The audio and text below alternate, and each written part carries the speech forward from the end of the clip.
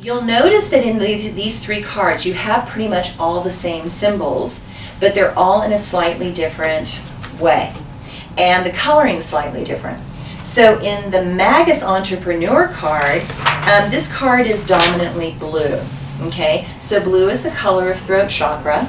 So it's this whole place of like communication. So again, think blue, throat chakra, communication. So this whole card is about communication. So then when you look at this, you've got this monkey, and the monkey is Hanuman. Okay, so notice that the monkey is going like this. What does this mean? If somebody goes, power. Yeah, let's go. Yeah, right. So we're going. Yeah, let's do it. You know, kind of thing. So here he is here, and but think of what is a monkey? A trickster. Right. My monkey was. Right. You know, they're like all chatter boxes. Like okay. Highly communicative, highly social, highly interactive, wild. You know, there's a wildness. Okay, so communication can have this kind of wild quality to it. It can kind of get really crazy and out of control at times, right? And notice that he is the symbol of Mercury. And so notice at the bottom of this card, you have the symbol of Mercury, which looks like the little horned character down in the bottom right left-hand corner. Okay, so so Mercury is the god of communication. And notice that this Mercury symbol is got wings coming off of it. Okay, so wings mean what? Flight, movement, speed. So Mercury moved really fast. So communication is a really rapid way to get things to go. Okay, so when sometimes I get this card and I see wings, I see the wings and the wings kind of completely pop out at me, I translate it as, oh wow, some form of communication is going to come to you really rapidly. Like you're about to get a message or something, a letter, a message, an email, something's about to come to you. There's some sort of message trying to come to you. And I could translate it that way because all I see is the wings, okay? Then what you're going to notice again is that you've got coins, and coins always represent discs or pentagrams, or pentacles, excuse me. And so coins represent money. So again, in order to make money, you have to have communication skills, right? It's helpful, really helpful. Notice you've got fire above the coin, and so fire represents the wand energy again, and wands represent energy. So again, if you want to communicate, communication has a lot of energy with it, right? So when you communicate, it's like a force comes out of your body and this energy comes out. Then you've got the winged egg, okay? The winged egg, which is on the other side from the fire. So a winged egg is a universal symbol of change and growth and expansion. So, you know, that it's a new beginning. So the egg is the newness, and the winged egg is the flight of something new. Where's the winged egg? And then you've got a cup or a chalice. And so up next to the egg, the winged egg, you've got the cup or the chalice. And the cup or the chalice, again, represents the cups in the tarot, in the minor arcana. And so cups represent emotions. And so communication is full of emotion. And then you've got below the chalice, you've got a sword. And again, swords represent the sword cards in the minor arcana, which is air or the mind. And so a communication is also an expression of your mind or what you're thinking. So the words that you pick and how you pick them is an expression of what you're thinking or what your mind is doing, okay?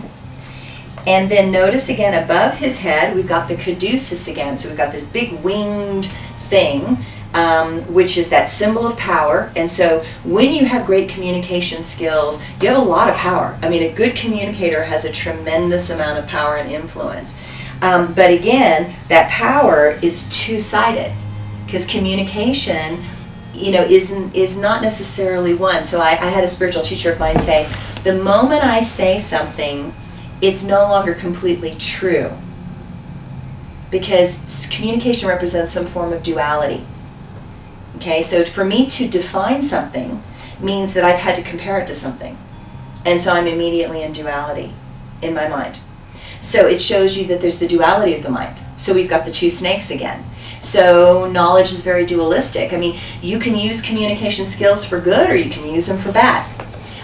You can use communication skills in a positive thought virus sort of way, which is what I try and do as a psychic. So there are many times as a psychic, I know, I can see what is going on, but I need to say it in a way that motivates them and moves them. It's less important to me as a psychic to be right, and it's more important for me to be able to guide them towards the dawning of their own awareness, right? So I can't give you my awareness, but I can lead you to the dawning of your own.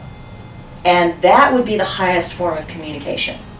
Okay, so, but again, it's to realize that through communication there is always that duality. So you have to understand what your motivation is in dealing with that duality. Okay, so what's your intent? You know, as a psychic, is my intent to be right? Not really. Is my intent to support you in your spiritual growth and to help you understand deeper the levels of yourself? Absolutely. So each of you has to define what that is for you. That's mine. And just kind of play with this and kind of know that, you know, what's important in my communication in this particular moment. I've had many times where I've had a client that I tell them something and they start to freak out or panic, they get scared. I can't do that, oh my God, oh. And immediately what I'll do, because my intent again is to support them on their path and journey. So I will do, like I call it a little white lie. And my little white lie is I'll say, oh, you know, I did that. You know, I did that when I was your age. I maybe didn't. Do you know what I mean? But I immediately try to calm them down and say, oh, I did that. And you know how I figured it out? I did this and this and this. And I show them the pathway. So I don't care if I look bad. I care that I can support them in being able to move through that scared place. I'm there to support them in moving along their journey. And if it makes me look a little off, I don't really care, because I really deep down inside know who I am. Okay, so my goal is to support them. That's my goal. And so if I have to calm them down by just associating with them or bonding with them and saying, oh, I did that too, it's really okay, I'm fine with that. Okay, so again, I'm using the positive thought virus, you know, to manipulate them into being able to navigate their own karmic lessons. Because I don't see anything as bad. I mean, everything that they're learning is perfect for them in some way. Okay. Then notice next to the caduceus, at the very top, above the egg, there is a scroll. And scrolls represent knowledge. Okay, so again, communication is about the quest of knowledge. And then on the other side, you see a little arrow. So what are arrows? Weapons? Yeah, but think of, like, you know, you pull... They can pierce. Yeah, so, you know, you pick a target and you let the arrow fly, okay? So ideas, communication, thoughts are like ideas that you let free, okay? And so they spring forth in some way, and they do go someplace. And so you want to kind of pick your direction pretty clearly, because you want to know where you're aiming, okay? So in communication, again, what's your goal? What's your agenda? Where are you aiming? Where are you trying to get to? Just don't let arrows fly randomly around. And you've all met people that are like that, that they speak really kind of chaotically, and they're just like they're all over the place. It's like arrows going in too many different directions, and they're kind of hard to track a little bit. So this is that thing where you want to, like, know what you're trying to say, know what your goal is, and then point the arrow in that direction, and then let that fly in that direction. Okay? So it's about clarity and understanding. Okay, so then if we go to the bear dreamer, so notice again, we've got winged feet. Okay, so we've still got winged feet, but notice that they aren't as big and fancy. Okay, so they're not as dominant. The dominance in this card is this starry, darker blue. So kind of like the deeper water of the ocean, the deeper water of the subconscious. It's kind of got a dreamier quality to it in some way. The bear is a big symbol, which again, the bear represents the dream time and the dream magic and the unconscious and the spirit.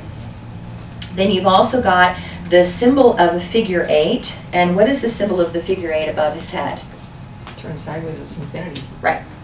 Okay, so, you know, there's that universal symbol of infinity. Okay, now, one of the ways that you can translate this is that in certain systems, the infinity goes down your front, between your legs, up your back, flips over the top of your head, goes down your front, up your back, and flips over the top of your head. So what it represents is as above, so below, as below, so above. So the infinity is that you're trying to bring heaven to earth and earth to heaven.